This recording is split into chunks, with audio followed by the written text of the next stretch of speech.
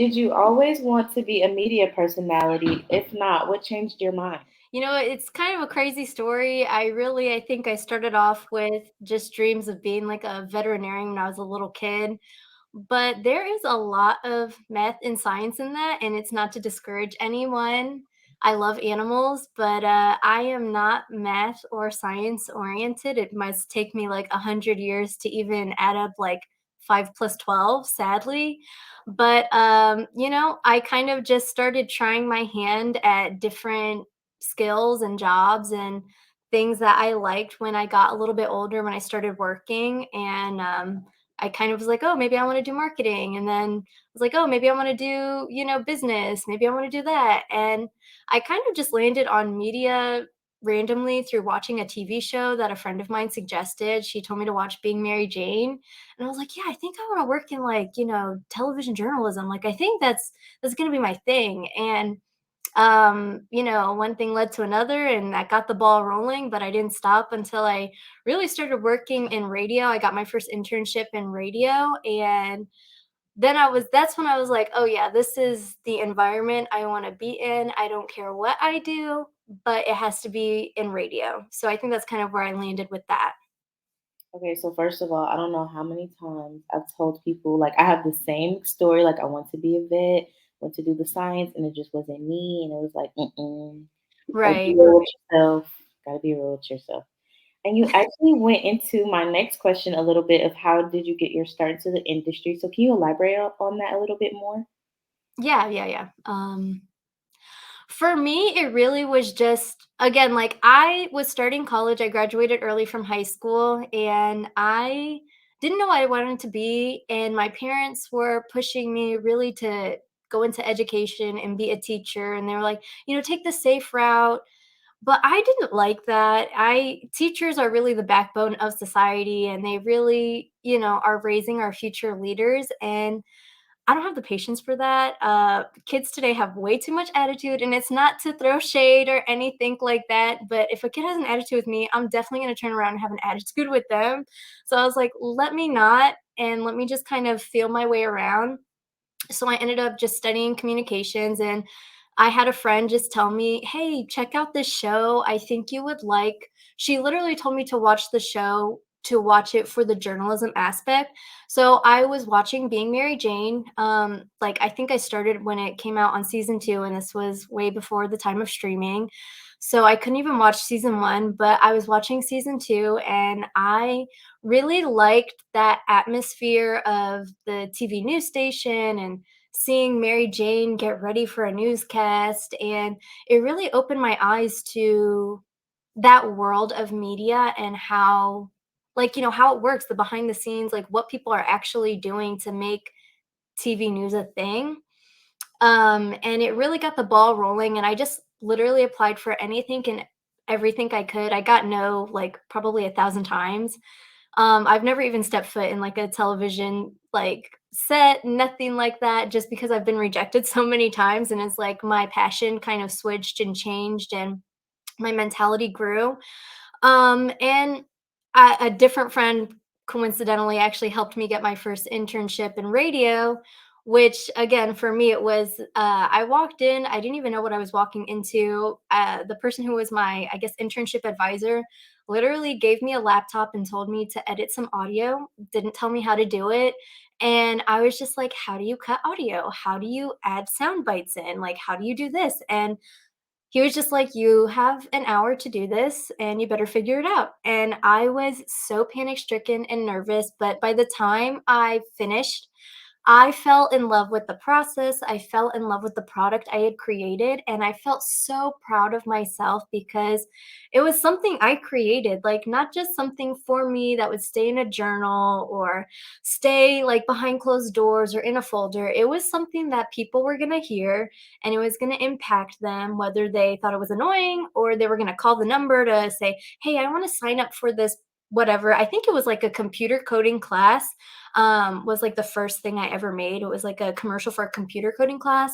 But I was like, I did that. Like, I made that. Like, I know all these little sounds and everything that went into it. And it just woke up a part of my brain that I didn't even know was there or alive, I guess. And it just got me so excited. You've been around different types of media. You have relationships with people in different types of media. What was it about radio that stuck out to you? I think the fact that the people who are your on-air talent, their personalities aren't like sanitized. I think especially that's a big difference with like television media versus radio. Even with like your like talk shows like The View or The Real, I feel like these people really have to saturate or not saturate, but sanitize their personality a little bit. And I think The Real actually does a really good job of not erasing the women who are on their panel, erasing their personalities. But I do feel like in news and in other talk shows, you lose a lot of the person because they're doing a job of reporting and educating.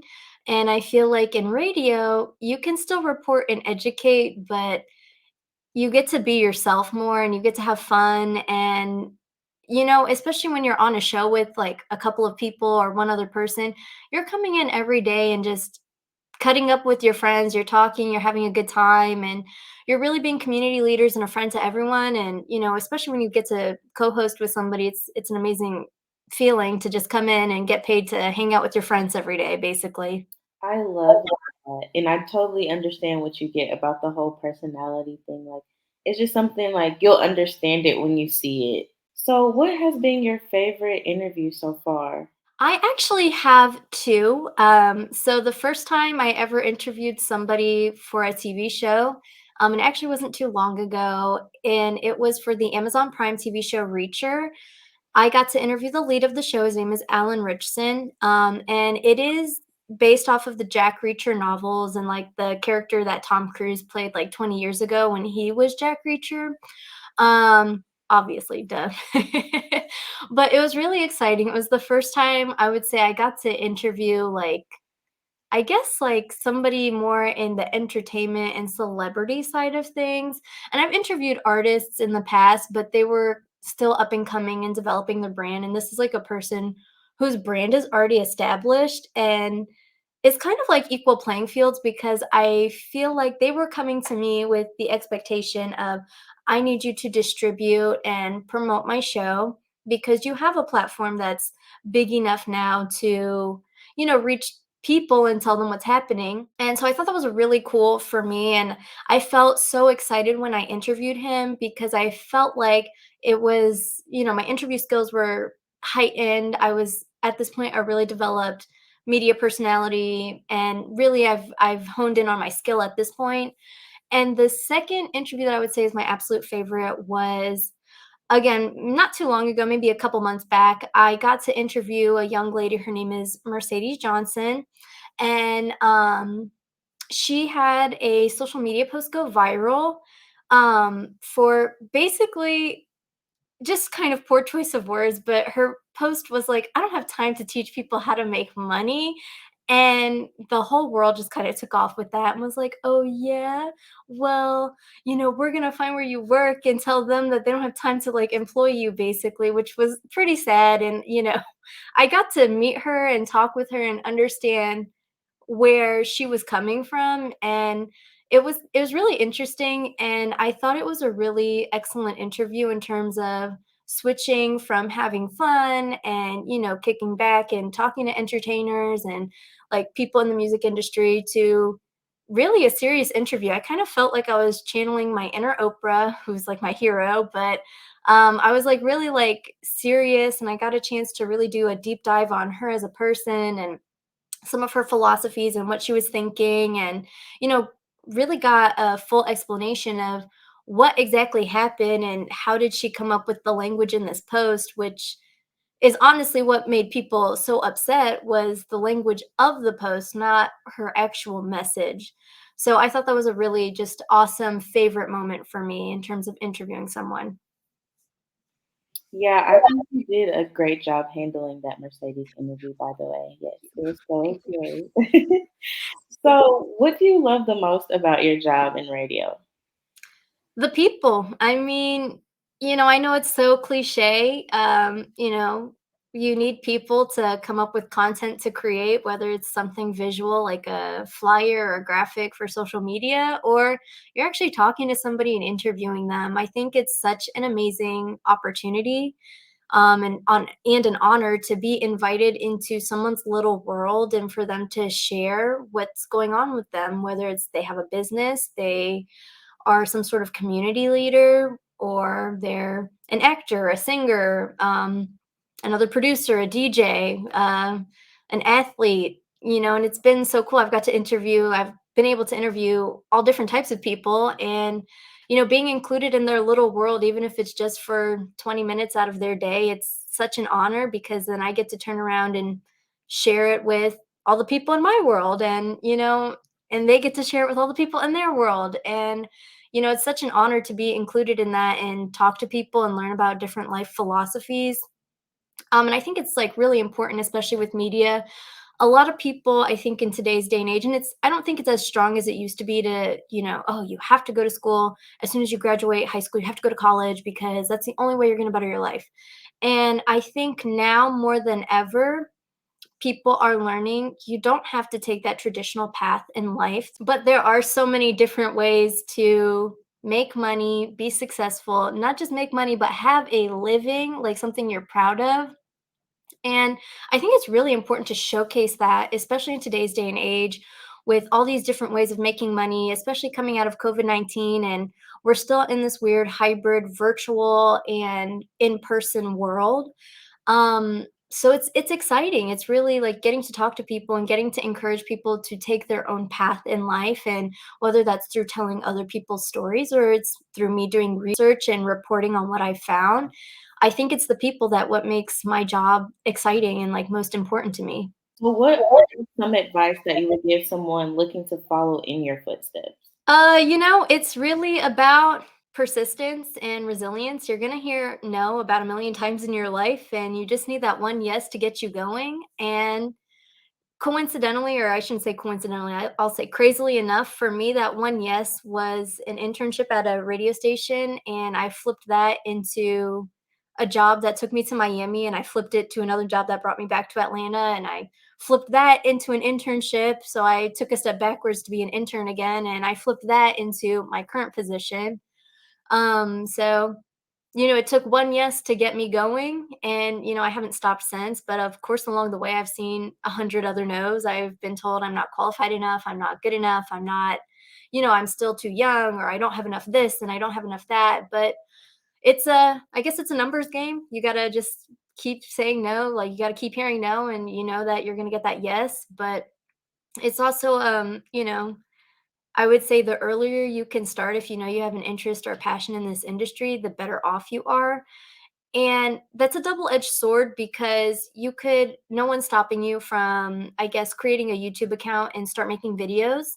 But what they don't tell you with that is you have to be consistent. And it's not, yes, you can find your own avenue through that digital aspect of it, not the traditional media route. But it still takes time. You still have to figure out your audience algorithm. When are they most active online? Who is your audience? What gets them going? These things like this. So you still have to learn. But there's 100 different ways you can, I guess, get into media. But it's all about being consistent and persistent and resilient, and any other illiant word you can think of that comes to your brain when it comes to just having courage to be yourself and working hard, but not hard enough to burn yourself out, and just staying in your lane. That's all I can say is don't compare yourself to another person, which is incredibly difficult. I still do it to this day, but you know what? What's for me is for me, and what's for you is for you. And that's the way it's going to be forever and always. And if you're going to try and be me, I'm sorry, you're going to fail because you're not me. So that's how I look at it. That is perfect. That's literally advice I would give to other people. And yes, you just need that one yes. The no's, oh my gosh, we could be here talking all day talking about that, man. Next question. I know you said Oprah's one of your heroes, but in a professional or personal sense, who are some people that you look up to? Oprah, big time. Her full life story, there are some parallels to my life story. And, she is so strong and resilient, and especially as a woman and a minority woman at that, it it's illuminating to watch her and, follow in her footsteps. I mean, I'm not comparing myself to her because again, I'm not Oprah, but, I would love to lead a life similar to hers and everything she's accomplished in her life. Um, I mean, aside from that, any person who's kind of a first, I know this one is kind of a quirky or weird she's my hero, but the Rosie the Riveter poster, like the woman, and she's like, like this, and it's like, we can do it. It was like an old World War II like advertisement to get women to come out of the house and come to work in these factories that were typically run by men, but they were all off at war, so they were developing like airplane motors and bullets and weapons, and these were all things made by women. But just the empowerment of the, like, we can do it, and so many magazines and movements have recreated that, like the whole we can do it symbol thing.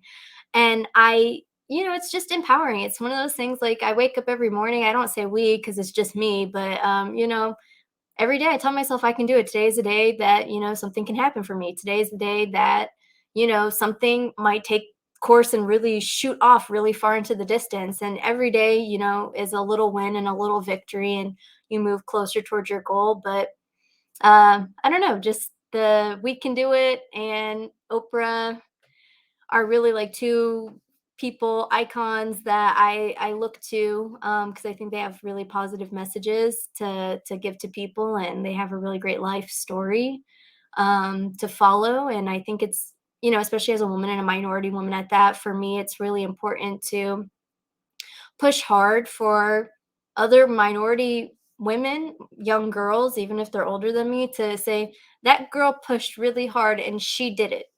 And, because women in general, I think we're just kind of, you're a woman, like, like, calm down, like, relax. But, it's, for guys, they get the glass elevator straight up to the top in certain cases. And women, we just have to work that much harder, and we have to, beat down the door that much faster, or, go through the back door to make your success happen. And especially for minority women, it's like, if a woman has to work twice as hard, a minority woman has to work like 5 times as hard. So to me, it's just really important to keep pushing. And even when I feel like I'm beaten down to like the very last inch of what I have left of power in me, every day's a new day, and I got to wake up and keep trying. So that to me is like why I believe in these two people, or this one real person and this one kind of icon, I guess is a good way of putting it. So, as a media radio personality and a community leader, what are some things you plan to accomplish with your platform? I'd really love to get into the community, especially with homelessness. That's like such a huge thing for me. And it's something I've kind of, to an extent, experienced personally. So it's something that I've learned a little bit about and had to experience firsthand. But also, advocating for kids. Like, I grew up, I was very, very lucky to have a couple great teachers in my life who kind of helped guide me and got me to that finish line, because mentally I just wasn't there. I didn't care. I wanted to quit. I didn't see the value in it. So I'd love to, definitely do work with like partnering in education, or something of that type of, you can't just stop, you have to keep going and keep pushing to get a better life, to get a better future. Um, and I think, again, as strongly as I feel about obviously Oprah and Rosie the Riveter, of course, any type of feminist women's empowerment is super important to me. I mean, even when I got with my husband, like our first date, I was like, "Oh no, I'm paying." Like, no.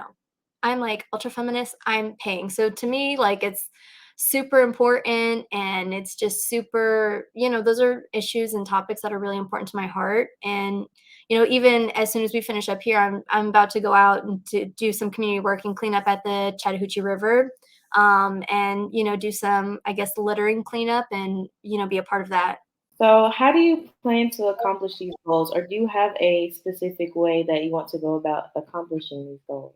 That's kind of an interesting question. I don't think there's any one way to accomplish a goal. Like, I think you just kind of work at it every day. Sometimes you can make a to-do list and say, all right, my goal is to build a house. So today I'm going to buy the land. Tomorrow I'm going to buy the foundation. On this day I'm going to get this.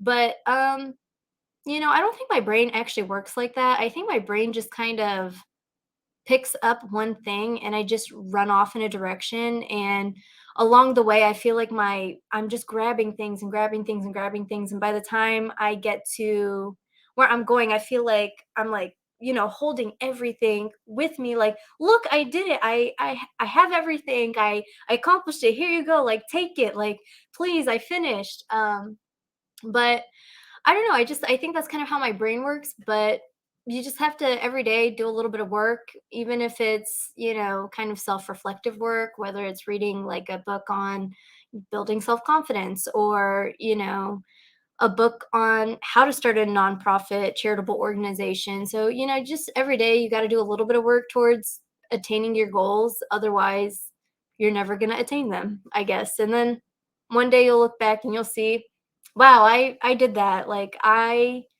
made this house. I made this organization. I did this career. I got this promotion. And that's kind of how it is for me. Like, I really kind of feel like I've wandered around kind of like with a little flashlight, like, is this the right road for me? Is this the right road for me?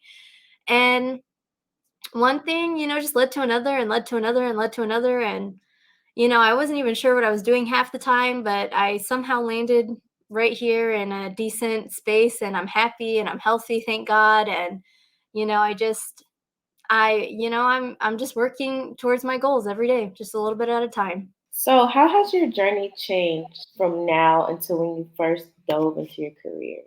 I would say for me, the journey changed when I started to understand what it took to be a major hitter in this industry. I think everybody kind of walks in, especially with media, with this romanticized or idealized like vision of, oh, it's so easy. If they could do it, I could do it. It's so easy. It's so this, it's so that. And, I really thought it was maybe like three steps, like, get the job, work at it, get a second, like, get a promotion, and then get the next promotion. And it definitely doesn't work like that, and like I mentioned before, there's 1,000 different ways to get to where you're at. For me, again, I actually was working as a midday co-host for a little while, and I had to quit that to become an intern to get to where I am today. And from intern to today was like 2 years, but from the very start to today has been like 5 years. So, it's crazy how that works. Um, I think that, my journey has, or I guess my vision or my attitude in my journey has changed just again because all the no's I've heard have shaped my attitude. The few times I've heard yes have shaped my attitude way more significantly than a no. But I think it's just a matter of, or a situation of, adaptability. Again, leaning heavily on resilience, leaning heavily on, I guess, hard work. You don't want to work so hard that you kill yourself, you burn out. I guess those little sayings like "fake it till you make it," "work smarter, not harder." They definitely always would chime in the back of my head when I was working on something. Um, and I can say, at least for myself, I can't speak for other people, but I've always been the person who's, when I'm dedicated, I give like 500%. And to me, that's 100%. But to most other people, they're like, that's like, you're working so hard. So I think just adaptability is kind of how my journey has changed, or how my attitude has changed on my journey to where I've been. A lot of things are new that weren't really, I don't want to say they weren't a thing, but they weren't popular when I first started in media, such as video calls and video interviews like this were not like really a thing up until about a year and a half, 2 years ago.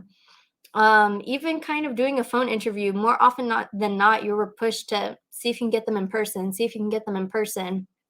So I think in that regards, it's been really interesting to adapt and learn new technology, learn new styles, learn new products to help you make better products, learn new video editing skills. It's just adaptability, really, is what I would say has changed since when I first started. Yes, I was naive and I've learned along the way, but having the ability to adapt and be resilient is, I would say, the two things that have changed me the most. I love that, and I can relate to you like so much, like in my journey, and we would be here all day talking about it. But it's so interesting speaking to different people in media and holding different capacities because it's like we all had similar journeys. You know, the obstacles weren't exactly the same, but we really all fought hard to get where we are. And we still got some more work to do, but we're going to get it done. Absolutely. I mean, and for me, especially right before I really made it, and I guess made it might be like a little bit of a dramatic statement, but made it in this industry. I went on an interview for the company I work for, and I actually went on an interview for promotions, which is like straight team people like, hey, have you heard this? Da, da, da. And I didn't get it, and I was like, man, like that's such a bummer. Like if I don't get this next interview, and I had another interview lined up for the same company, different position. I was like, if I don't get this job, I'm gonna quit. Like it's not for me anymore. Like I get it. Like my time has ran its course, whatever. And I ended up getting the job, and for a while I was super happy, but I felt like I outgrew that position quickly because they weren't challenging me or giving me the opportunity I needed to make them successful and make me successful. They were only giving me opportunities for them to be successful. And then when the opportunity arose for me to step into the position I'm in now, it was such a relief. But that dragged on for like 3 months, like just to get to this position dragged on. And I can't tell you how many times I cried and I was devastated and I was like, dang, like this is making me crazy. Like, are they really going to give me this promotion? Am I really going to get this role? Or are they just like dangling it in front of my face like all these other people and places have done to me in the past? So, there have definitely been a lot of times where like I'm like, okay, if something doesn't happen to me today, I quit. And literally through a stroke of luck, good karma, the universe, God, whoever, whatever you believe in, whatever's out there that you believe in, I got lucky. And I've done it 3 times. All 3 times, like it was a come up. So I'm like, thank you for that. Like, thank you, God, thank you, universe. I'm so thankful for that. But that's how I know, like, I'm definitely in my calling because all 3 times I've been ready to, like, quit and throw in the towel, like, something's happened where it's like, "Okay, I gotta keep pushing, I gotta keep going, I gotta keep going and going and going," so I'm lucky.